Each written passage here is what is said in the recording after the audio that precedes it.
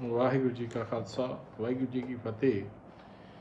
ਪਿੱਛੇ ਆਪਾਂ ਜਿਹੜਾ ਪਿਛਲਾ ਭਾਗ ਉਹਦੇ 'ਚ ਕਰਮ ਧਰਮ ਦਾ ਪਹਿਲਾ ਭਾਗ ਪਾਰਟ 1 ਦੇ ਵਿੱਚ ਕਰਮ ਦੇ ਉੱਪਰ ਗੱਲ ਕੀਤੀ ਸੀ, ਜੋ ਅਜੇ ਜਾਰੀ ਹੈ। ਕਿਉਂਕਿ ਜਿਹੜਾ ਵੀ ਕਰਮ ਆਪਾਂ ਜਿਹੜਾ ਫੁਰਨਾ ਆਪਣਾ ਬਣਦਾ ਅਤੇ ਫੁਰਨੇ ਨੂੰ ਆਪਾਂ ਜਦੋਂ ਇੰਪਲੀਮੈਂਟ ਕਰਦੇ ਹਾਂ ਤਾਂ ਉਹ ਸਾਡੀ ਆਦਤ ਬਣਦੀ ਹੈ। ਆਦਤ ਨੂੰ ਵਾਰ-ਵਾਰ ਰਿਪੀਟ ਕਰਦੇ ਸਾਡਾ ਸੁਭਾਅ ਬਣਦਾ। ਸੁਭਾਅ ਨੂੰ ਵਾਰ-ਵਾਰ ਰਿਪੀਟ ਕਰਦੇ ਤਾਂ ਸਾਡੇ ਅੰਤਹਿਕਰਨ ਦੇ ਵਿੱਚ ਜਿਹੜਾ ਹੈ ਉਹ ਰਿਕਾਰਡ ਹੋ ਜਾਂਦਾ। ਜਿਵੇਂ ਗੁਰੂ ਸਾਹਿਬ ਨੇ ਕਿਹਾ, ਨਾਨਕ ਜੀਓ ਪਾਏ ਕੇ ਲਿਖਨਾਵੇਂ ਧਰਮ ਬਹਾਲ ਲਿਆ। ਤਾਂ ਗੁਰੂ ਸਾਹਿਬ ਨੇ ਇਹ ਵੀ ਦੱਸਿਆ, ਅੰਤਕਾਲ ਜੋ ਲక్ష్ਮੀ ਸਿਮਰੇ ਐਸੀ ਚਿੰਤਾ ਮੈਂ ਜੇ ਮਰੇ, ਸਰਪ ਜੋਨ ਵਲ ਵਲ ਅਵਤਰੇ, ਸੱਪ ਦੀ ਜੋਨੀ 'ਚ ਪਏਗਾ। अंतकाल जो स्त्री सिमरे ऐसी चिंता में जे मरे, वेसवा जोन वल वल उतरे, वेसवा की जोनी विच जाएगा। अंतकाल जो लड़के सिमरे ऐसी चिंता में जे मरे, सूकर जोन वल वल सूद की जोनी विच पाएगा। अंतकाल जो मंदिर सिमरे ऐसी चिंता में जे मरे, प्रेत जोन वल वल उतरे, प्रेत की जोनी विच जाएगा। अंतकाल जो नारायण सिमरे ऐसी चिंता में जे मरे, बद तलोचन ते नर मुक्ता पितांबर वाके हृदय वसे। इसे करके गुरु साहब कहते, एक शब्द मेरे प्राण बसत है बौड़ जनावा। सो असी अपने कर्म नूं चंगा बनाउण लई गुरु साहब दे कहंदे आ, जिवें एक एक अंग नूं शरीर नूं किहा, साडे पंजे कर्म इंद्रियां पंजे ज्ञान इंद्रियां नूं किहा है। इसी तरह ही साडे ਜਿਹੜੇ ਸਾਨੂੰ ਮਿਸਾਲਾਂ ਦਿੱਤੀਆਂ ਕਿ ਮਨੁੱਖ ਨੂੰ ਸਾਧ ਸੰਗਤ ਪ੍ਰਾਪਤ ਹੋ ਜਾਵੇ, ਨਾਮ ਬਾਣੀ ਸਿਮਰਨ ਦੇ ਨਾਲ ਉਹ ਪਿਛਲੇ ਅਤੇ ਵਰਤਮਾਨ ਜਨਮਾਂ ਦੇ ਸਾਰੇ ਮਾੜੇ ਕਰਮ ਅਥਵਾ ਪਾਪ ਜਿਹੜੇ ਉਹ ਖਤਮ ਹੋ ਜਾਂਦੇ ਨੇ ਅਤੇ ਉਹ ਨਿਰਮਲ ਹੋ ਕੇ ਪ੍ਰਭੂ ਵਿੱਚ ਲੀਨ ਹੋ ਕੇ ਮੁਕਤ ਹੋ ਜਾਂਦਾ ਹੈ। ਮਹਿਮਾ ਸਾਧੂ ਸੰਗ ਕੀ ਸੁਨੋ ਮੇਰੇ ਮੀਤਾ, ਮੈਲ ਖੋਈ ਕੋਟ ਅਗ ਹਰੇ, ਨਿਰਮਲ ਪੈ ਚੀਤਾ। ਨਹੀਂ ਤਾਂ ਮਾੜੇ ਕਰਮਾਂ ਦਾ ਫਲ ਮਨੁੱਖ ਨੂੰ ਜ਼ਰੂਰ ਭੋਗਣਾ ਪਵੇਗਾ, ਭਾਵੇਂ ਦੁੱਖ ਭੋਗਣੇ ਪੈਣ ਜਾਂ ਨਿਚਲੀਆਂ ਜੂਨਾਂ ਦੇ ਆਵਾਗਣ ਦੇ ਗੇੜ ਵਿੱਚ ਗੋਤੇ ਖਾਣੇ ਪੈਣ। ਅੰਤ ਉਸ ਦੀ ਭਲਾਈ ਵੀ ਇਸੇ ਵਿੱਚ ਹੈ, ਕਿਉਂਕਿ ਇਸ ਤਰ੍ਹਾਂ ਉਸਦੇ ਪਾਪ ਜਿਹੜੇ ਉਹ ਕੱਟੇ ਜਾਂਦੇ ਆ।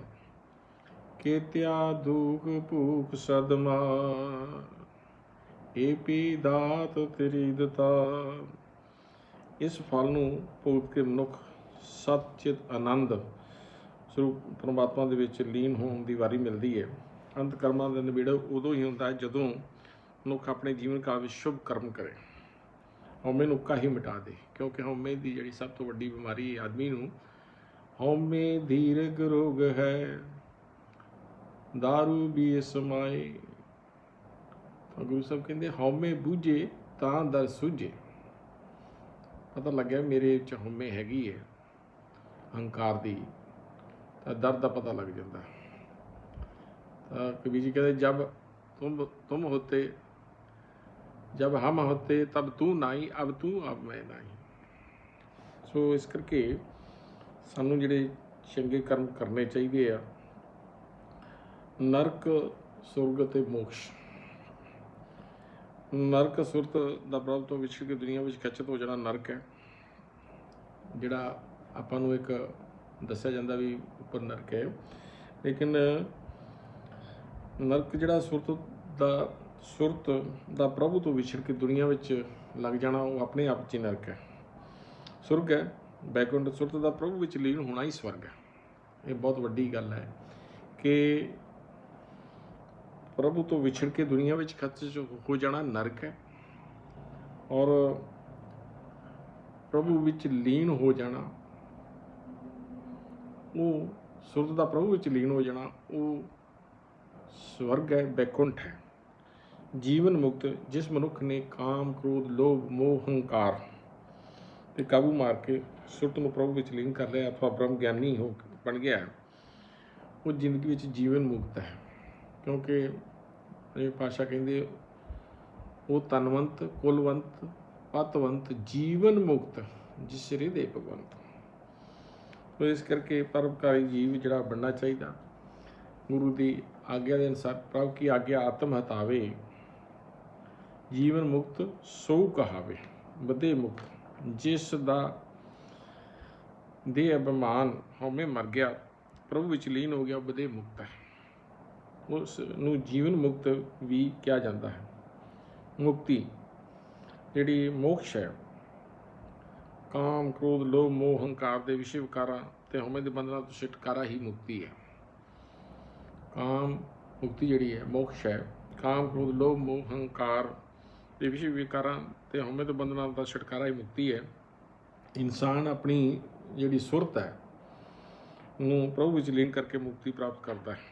हुण धर्म दे बारे जिहड़ी गलबात है कि धर्म जिहड़ा वो की है, परमात्मा की खोज ते मिलाप लई जो नियम पालन करने पैंदे, परमात्मा की खोज ते मिलाप लई जो नियम पालन करने पैंदे उसनूं धर्म कहा जाता है।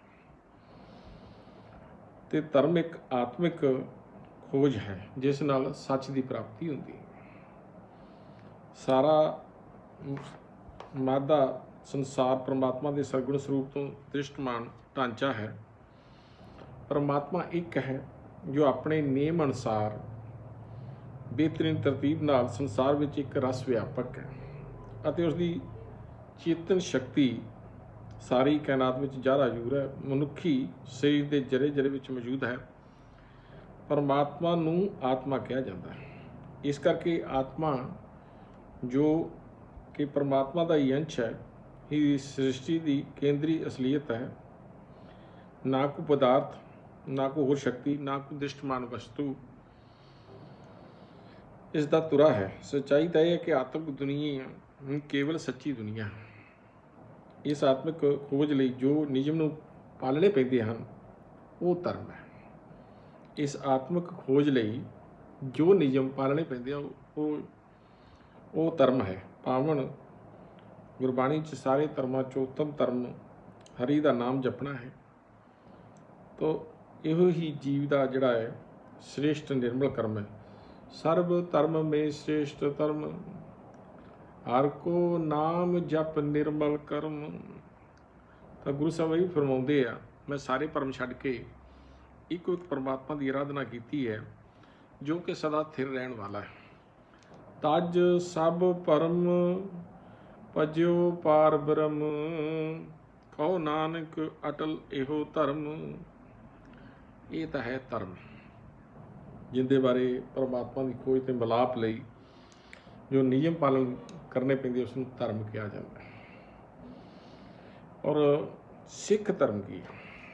सिख धर्म एक अकाल पुरख नूं मनना, उस विच लीन होने वास्ते उसकी आराधना सिफत सलाह नियमां दे सिद्धांतां की सिक्ख्या लैके उस विच अपना जीवन ढालना सिख धर्म है। सिख धर्म के सिद्धांत नूं श्री गुरु नानक देव जी ने गुरबाणी राਹੀਂ प्रगट किए हैं। अकाल पुरख ने 10 गुरु साहिबान गुरु नानक देव, गुरु अंगद देव जी, गुरु अमरदास जी, गुरु रामदास जी, गुरु अर्जन देव जी, गुरु हरगोबिंद जी, गुरु हर राय जी, गुरु हरकृष्ण जी, गुरु तेग बहादुर जी, गुरु गोबिंद सिंह महाराज जी के स्वरूप वरत के गुरबाणी की रचना करके लिखाई नूं सच का उपदेश दृढ़ाउण लई सिख धर्म का मुੱਢ बनिया। समय समय ते सिर गुरु साहिबान ने नियम बनाए। गुरु गोबिंद सिंह महाराज जी ने 1699 की विसाखी नूं अमृतपान जिहड़ा वो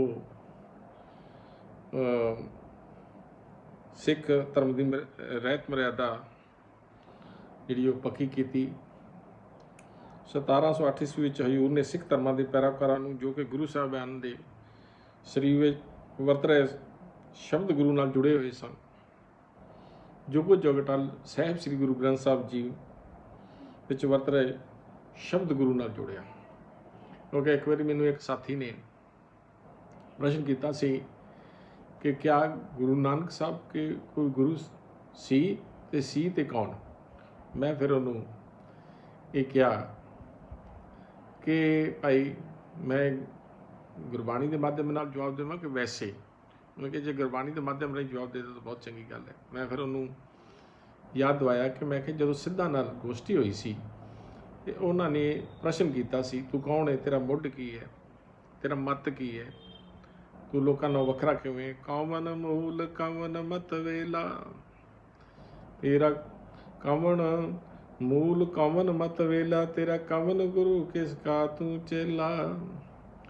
ਕਵਨ ਅਖਰ ਲੈ ਰਿਓ ਨਰਾਲੇ, ਨਾਨਕ ਬੋਲੇ ਭਾਈ ਸੁਣੋ ਤੁਮ ਬਾਲੇ। ਇਸ ਸ਼ਬਦ ਦਾ ਦਿਓ ਵਿਚਾਰ, ਨਾਨਕ ਭਵਜਲ ਸ਼ਬਦ ਲਗਾਵਣ ਹਾਰ।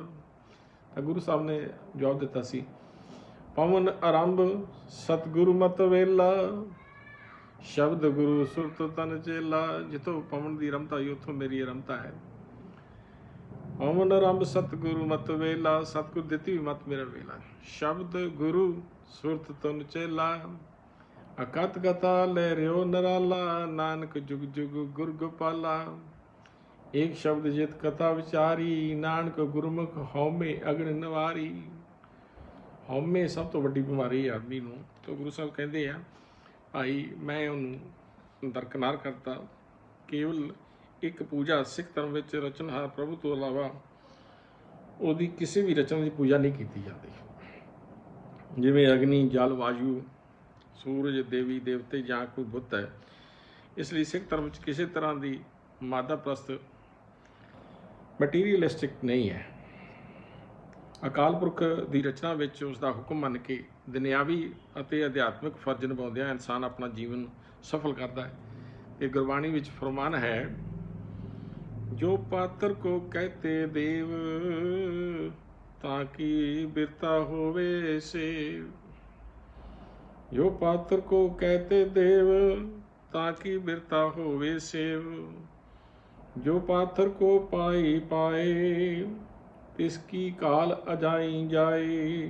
ਭਾਵ ਪੱਥਰ ਦੀ ਮੂਰਤੀ ਬਣਾ ਕੇ ਉਸ ਨੂੰ ਸਰਵਵਿਆਪੀ ਪਰਮਾਤਮਾ ਸਮਝ ਕੇ ਸੇਵਾ ਕਰਨੀ, ਪੱਥਰ ਦੀ ਮੂਰਤੀ ਅੱਗੇ ਡੰਡੌਤ ਬੰਦਨਾ ਕਰਕੇ ਪੂਜਾ ਕਰਨੀ ਵਿਅਰਥ ਹੈ। ਅਧਿਆਤਮਿਕ ਮਾਰਗ ਦੇ ਪਾਂਧੇ ਦੀ ਇਹ ਸਾਰੀ ਕਾਲ ਅਜਾਈ ਹੈ। ਇਸ ਤੋਂ ਇਲਾਵਾ ਫਿਰ ਆਪਾਂ ਬਾਕੀ ਅੱਗੇ ਸਿੱਖ ਧਰਮ ਦੀ ਵਿਚਾਰ ਸਹਿਤ ਜਿਹੜੀ ਵਿਆਖਿਆ ਕਰਾਂਗੇ। ਅੱਜ ਦਿਓ ਅਸੀਸ, ਬੁਲਾਓ ਫਤਿਹ। ਵਾਹਿਗੁਰੂ ਜੀ ਕਾ ਖਾਲਸਾ, ਵਾਹਿਗੁਰੂ ਜੀ।